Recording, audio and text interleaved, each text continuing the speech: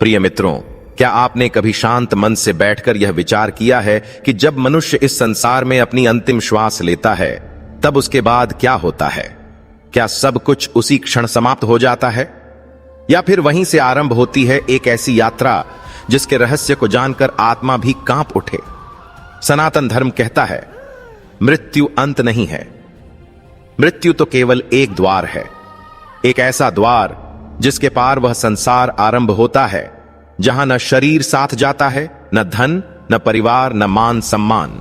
यदि कुछ साथ जाता है तो केवल मनुष्य के कर्म, उसके पुण्य और उसके पाप। और इन्हीं गहन रहस्यों का वर्णन मिलता है दिव्य ग्रंथ गरुड़ पुराण में। एक ऐसा महापुराण जो केवल कथा नहीं सुनाता बल्कि आत्मा को उसके वास्तविक स्वरूप से परिचित कराता है। यह वह दिव्य ज्ञान है जहां स्वयं भगवान विष्णु अपने परम भक्त और वाहन गरुड़ को जीवन, मृत्यु, कर्मफल, नरक, मोक्ष और मृत्यु के बाद आत्मा की भयानक यात्रा का उपदेश देते हैं। कल्पना कीजिए, एक दिव्य क्षण, क्षीर सागर की शांत लहरें, अनंत शेषनाग पर विराजमान भगवान विष्णु और उनके चरणों में दोनों हाथों को जोड़कर नम्र भाव के साथ बैठे गरुड़ देव, जिनके मन में एक गहन प्रश्न उठता है और वे कहते हैं, प्रभु, जब कोई जीव इस संसार को छोड़ देता है तब उसकी आत्मा कहां जाती है? उसे कौन ले जाता है और उसके कर्मों का न्याय कैसे होता है? तब भगवान विष्णु मंद मुस्कान के साथ कहते हैं, हे गरुड़, यह संसार कर्म भूमि है। यहां हर विचार, हर शब्द, हर कर्म अंकित होता है। मृत्यु के बाद यही कर्म आत्मा का मार्ग निर्धारित करते हैं और उस मार्ग में पड़ती है एक ऐसी भयावह सीमा जिसे पार करना पापी आत्माओं के लिए असहनीय पीड़ा बन जाता है। वह है वैतरणी नदी। मित्रों, यह नाम सुनने में जितना साधारण लगता है, इसका स्वरूप उतना ही भयावह है। वैतरणी कोई साधारण नदी नहीं, यह जीव और यमलोक के बीच की सीमा है। यह वह विभाजन रेखा है जहां पहुंचकर आत्मा पहली बार अपने कर्मों का वास्तविक भार महसूस करती है। कहा जाता है कि पृथ्वी पर बहने वाली नदियां जीवन देती हैं, गंगा मोक्ष देती है, यमुना प्रेम देती है, सरस्वती ज्ञान देती है, लेकिन वैतरणी पापी आत्माओं को उनके कर्मों का दर्पण दिखाती है। जब किसी अधर्मी, क्रूर, छल कपट से भरे, निर्दयी और पापमय जीवन जीने वाले व्यक्ति की मृत्यु होती है, तब उसके सामने प्रकाश का मार्ग नहीं खुलता, बल्कि प्रकट होते हैं यमराज के विकराल दूत, कठोर अग्नि के समान नेत्रों वाले, लोहे के शस्त्र धारण किए हुए, भयावह स्वरूप वाले। वे आत्मा को पकड़कर कहते हैं, अब चल, पृथ्वी पर तेरे कर्म पूरे हो चुके, अब समय है उनके फल भोगने का। उस क्षण आत्मा रोती है, गिड़गिड़ाती है, अपने परिवार को पुकारती है, अपने बच्चों को देखती है, अपने घर को छोड़ना नहीं चाहती, लेकिन यमदूतों के सामने उसका कोई वश नहीं चलता। और फिर आरंभ होती है यम मार्ग की यात्रा। यह मार्ग न फूलों से सजा है, न प्रकाश से भरा। यह मार्ग तपती अग्नि, काले धुएं, तीखे पत्थरों, कांटों और करुण चीत्कारों से भरा हुआ है। हर ओर पीड़ा, हर ओर भय, हर ओर विलाप।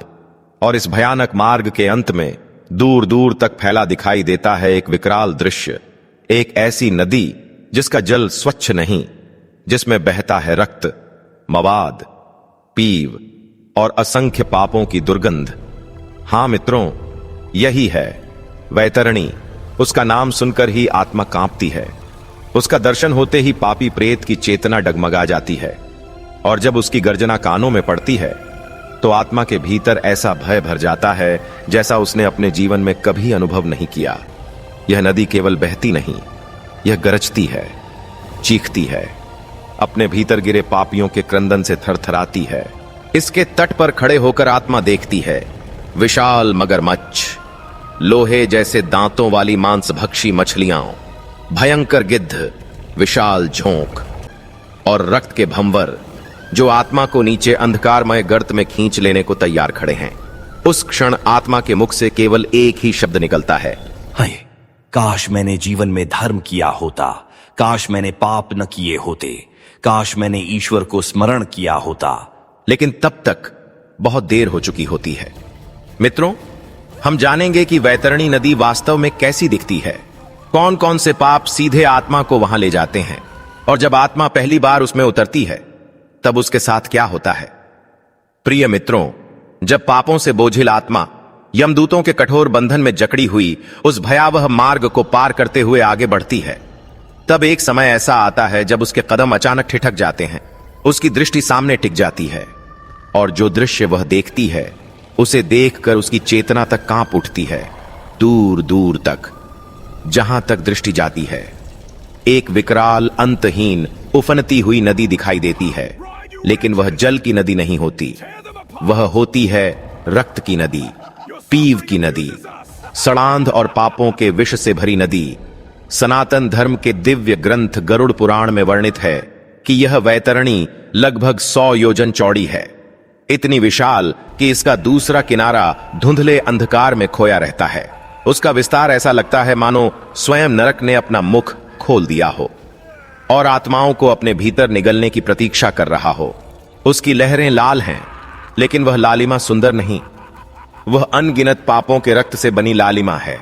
उसमें बहता है कटे हुए मांस के लोथड़े, हड्डियों के टुकड़े, जली हुई चर्बी और ऐसी दुर्गंध जो आत्मा के सूक्ष्म अस्तित्व तक को घृणा और भय से भर दे।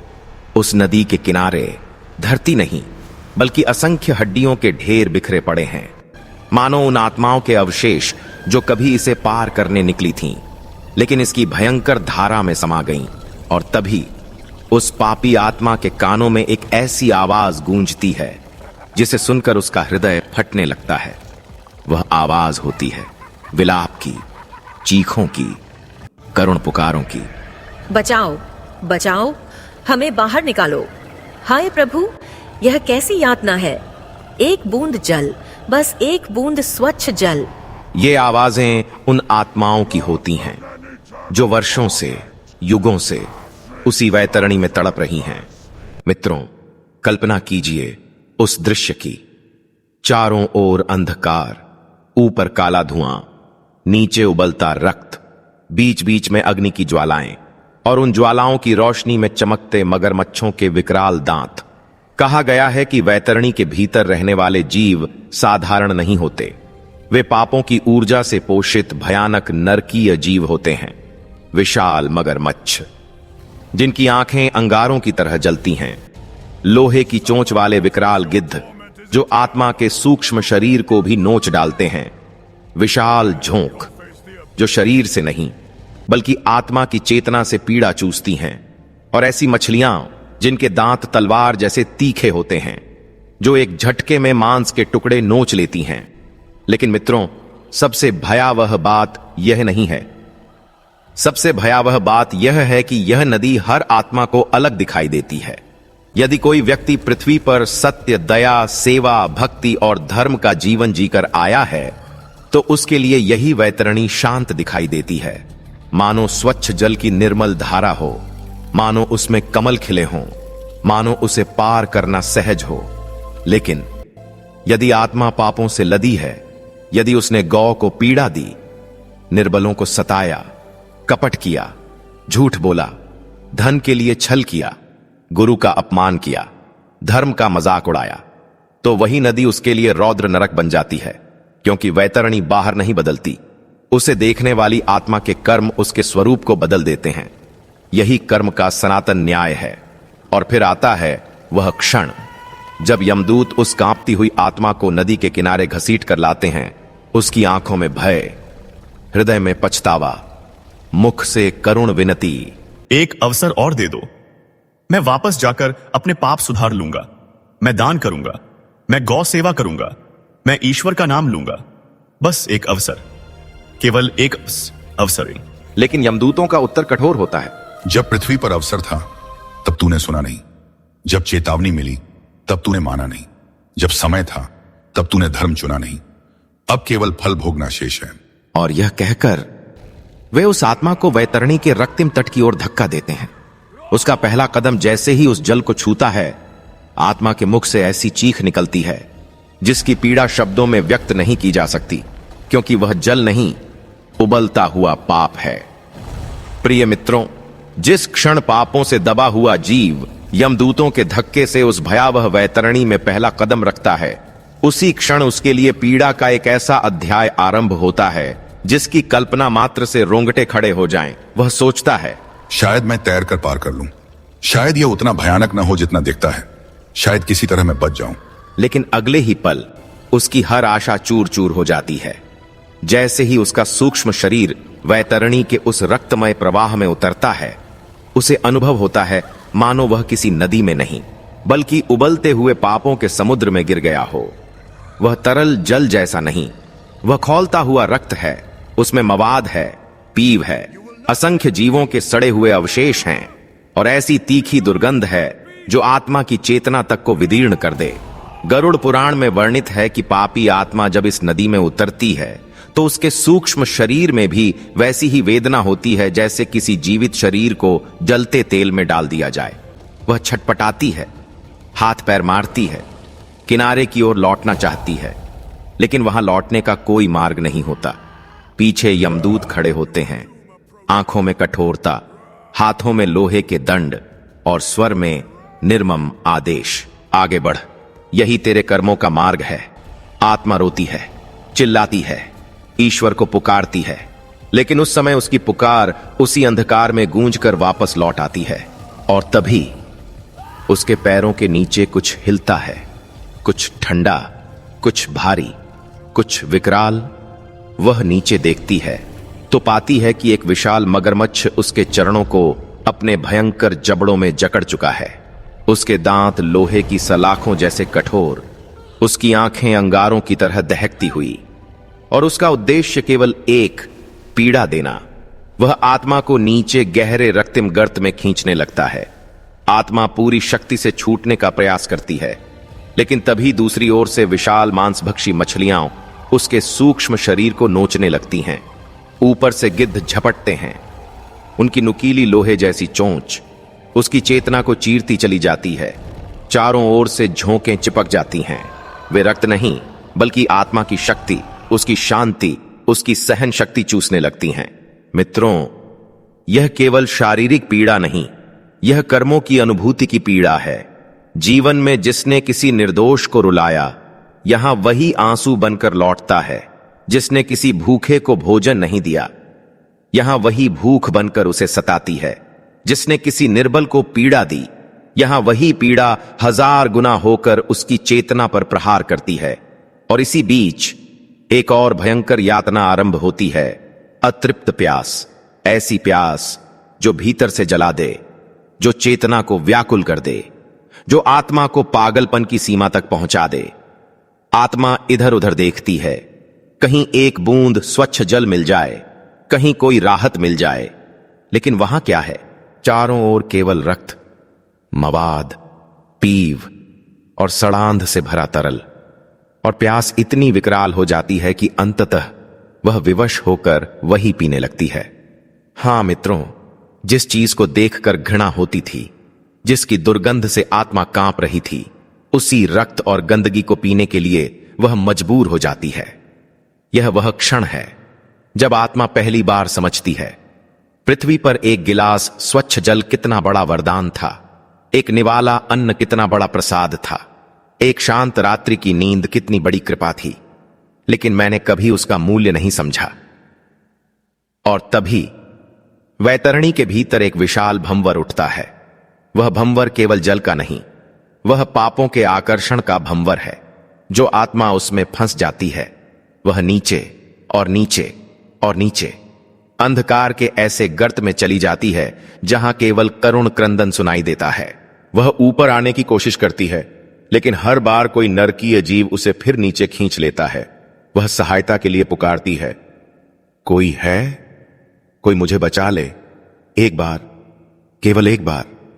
लेकिन वहां कोई उत्तर नहीं आता, क्योंकि वहां केवल वही साथ देता है जो पृथ्वी पर कमाया गया हो, पुण्य।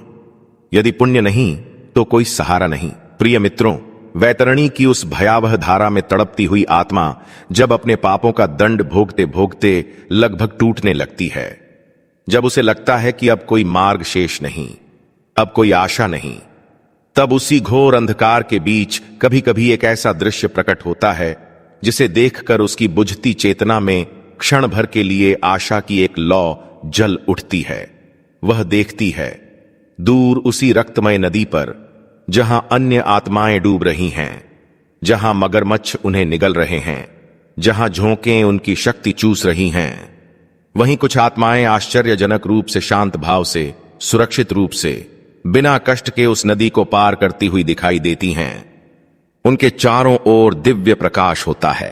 उनके चेहरे पर भय नहीं, उनकी चेतना में घबराहट नहीं, बल्कि एक अद्भुत शांति, एक दिव्य आश्वासन। तब पीड़ा से कराहती आत्मा के मन में प्रश्न उठता है, यह कैसे संभव है?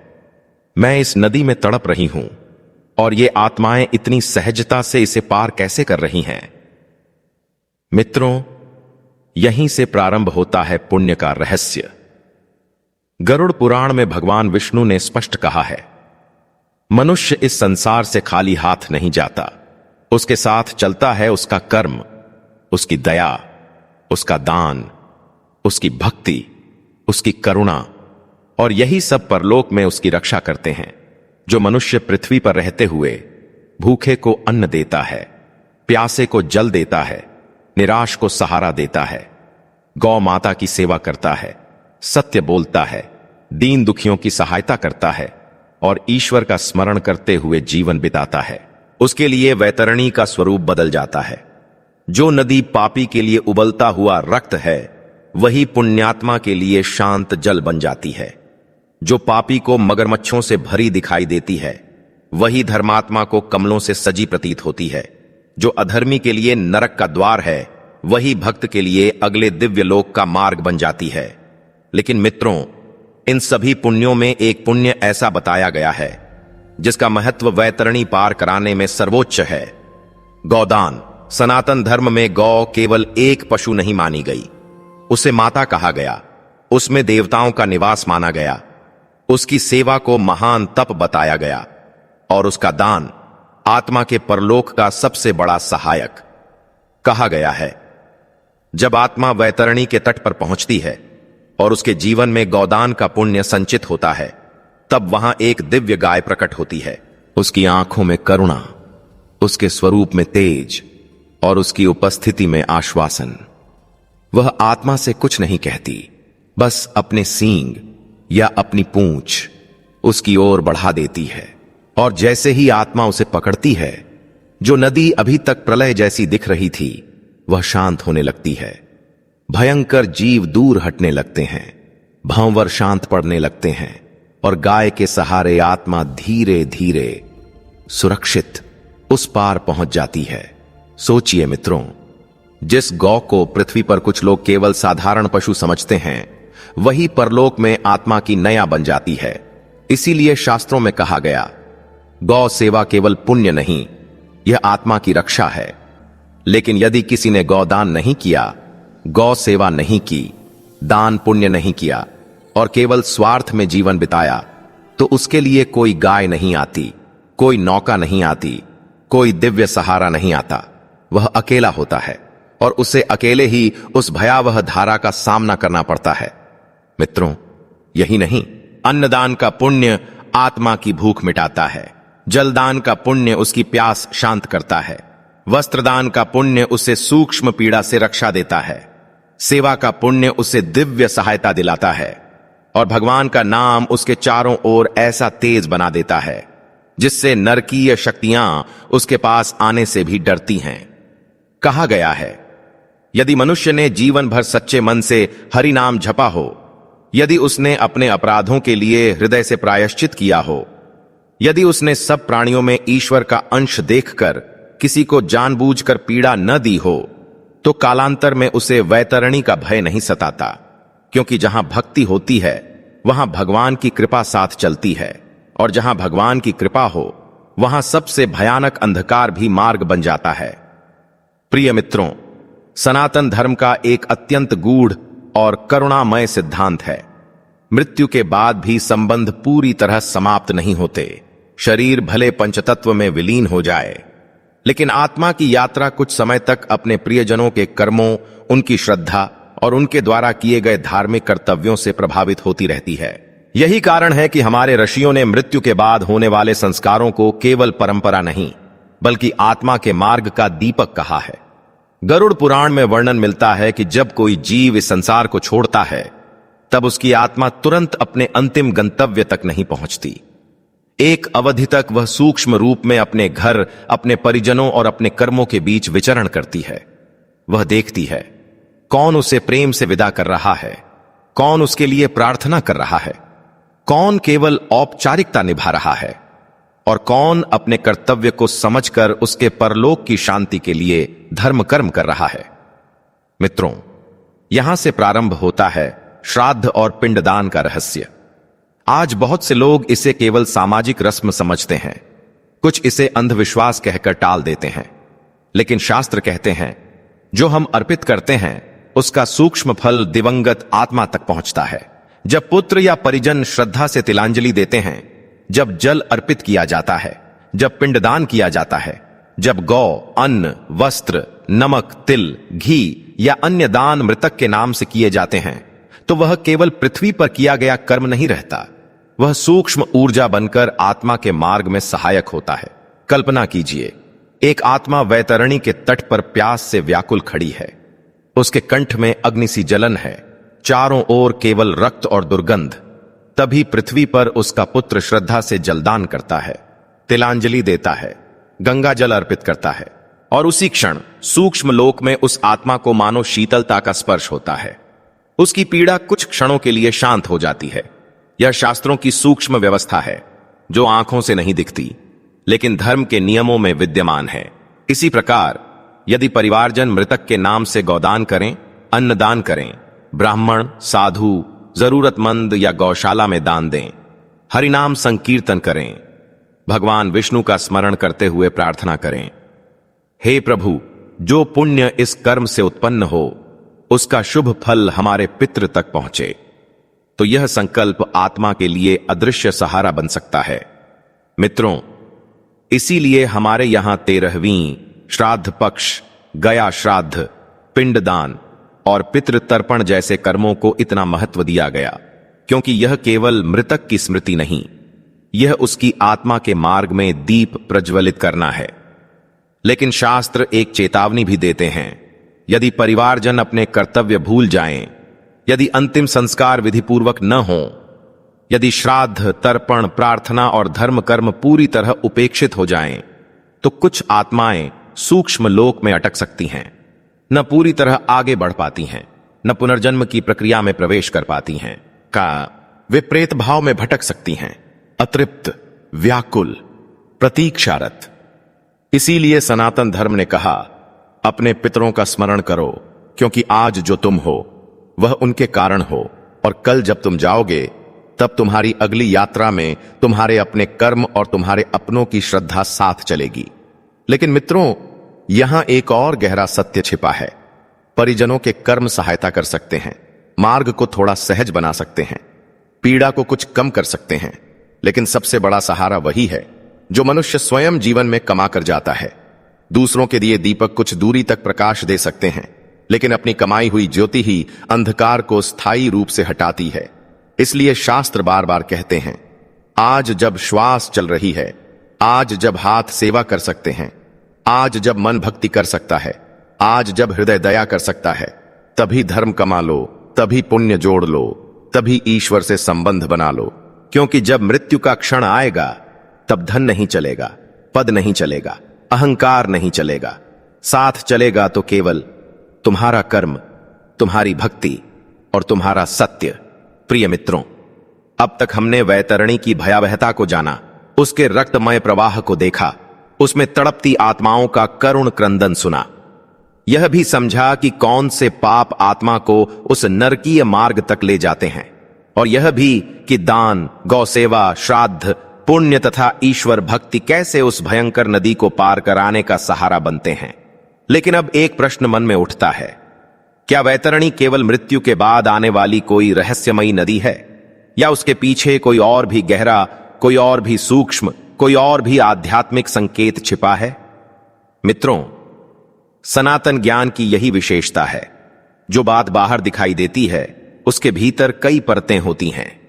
गरुड़ पुराण में वर्णित वैतरणी केवल परलोक का एक मार्ग नहीं, वह हमारे कर्मों का सजीव प्रतीक भी है।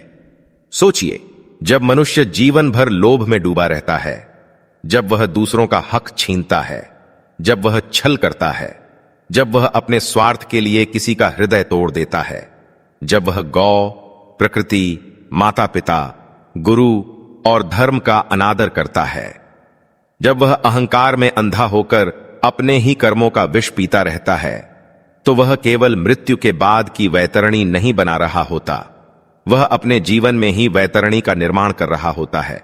उसके भीतर अशांति की नदी बहने लगती है, उसके मन में भय के मगरमच्छ जन्म लेने लगते हैं, उसकी आत्मा पर अपराध बोध की झोंकें चिपक जाती हैं और उसकी चेतना में पापों के भंवर उठने लगते हैं। बाहर से चाहे वह कितना भी सुखी दिखाई दे, भीतर कहीं न कहीं उसकी आत्मा उसी वैतरणी में तैर रही होती है। लेकिन जो मनुष्य सत्य के मार्ग पर चलता है, जो अपने हिस्से का अन्न बांटता है, जो किसी रोते हुए को सहारा देता है, जो गौ माता की सेवा करता है, जो माता पिता के चरणों में सम्मान रखता है, जो गुरु के वचनों को जीवन में उतारता है, जो हर प्राणी में भगवान का अंश देखकर किसी को जानबूझकर कष्ट नहीं देता, और जो रात को सोने से पहले ईश्वर का स्मरण करके कहता है, हे प्रभु, यदि मुझसे भूल हुई हो तो मुझे क्षमा करना और मुझे सही मार्ग दिखाना, ऐसा व्यक्ति अपने भीतर गंगा बहाता है। उसके लिए जीवन भी पवित्र होता है और मृत्यु के बाद का मार्ग भी प्रकाशमय हो जाता है। मित्रों, शास्त्र हमें डराने के लिए नरक का वर्णन नहीं करते, वे हमें जगाने के लिए ऐसा करते हैं। वे कहते हैं, अभी भी समय है, श्वास चल रही है तो अवसर है, हाथ काम कर रहे हैं तो सेवा का अवसर है, मन सोच सकता है तो प्रायश्चित का अवसर है, और हृदय धड़क रहा है तो भक्ति का अवसर है। यदि जीवन में भूलें हुई हैं, यदि पाप हुए हैं, यदि किसी का दिल दुखाया है, यदि अहंकार में किसी का अपमान किया है, यदि धर्म से दूर चले गए हैं, तो निराश मत होइए, ईश्वर के द्वार बंद नहीं होते। सच्चे हृदय से पश्चाताप, एक आंसू भरी प्रार्थना, एक भूखे को भोजन, एक प्यासे को जल, एक गौ की सेवा, एक दुखी मनुष्य के आंसू पोंछना और हरि नाम का सच्चे मन से स्मरण, ये सब मिलकर आत्मा का भाग्य बदल सकते हैं। भगवान विष्णु की कृपा ऐसी है कि जो जीव एक कदम उनकी ओर बढ़ता है, वे उसकी ओर 100 कदम बढ़ते हैं। इसलिए मित्रों, वैतरणी की कथा सुनकर भय में मत डूबिए, संकल्प में जागिए। आज से यह प्रण लीजिए कि किसी के साथ अन्याय नहीं करेंगे, किसी निर्बल को नहीं सताएंगे, अपने माता पिता का सम्मान करेंगे, गौ, प्रकृति और समस्त प्राणियों के प्रति दया रखेंगे, दान करेंगे, सेवा करेंगे और ईश्वर का नाम अपने जीवन का आधार बनाएंगे। तब मृत्यु का क्षण अंत नहीं लगेगा, वह एक दिव्य यात्रा का प्रारंभ लगेगा। और जहां पापी आत्माओं को रक्तमय वैतरणी दिखाई देती है, वहीं धर्मात्मा आत्मा के लिए उसी मार्ग पर प्रकाश की नदी बहती है, जिसके पार केवल शांति है, केवल कृपा है, केवल परम सत्य है। अंत में बस इतना याद रखिए, मनुष्य धन से बड़ा नहीं बनता, मनुष्य कर्म से बड़ा बनता है, और मृत्यु के बाद पहचान नाम से नहीं, कर्मों से होती है। इसी संदेश के साथ भगवान विष्णु आप सभी पर अपनी कृपा बनाए रखें, आपके जीवन को धर्म, शांति और भक्ति से भर दें। तो उम्मीद करते हैं आपको यह वीडियो अच्छी लगी होगी, तो वीडियो को लाइक और चैनल को सब्सक्राइब करना ना भूलिए। साथ ही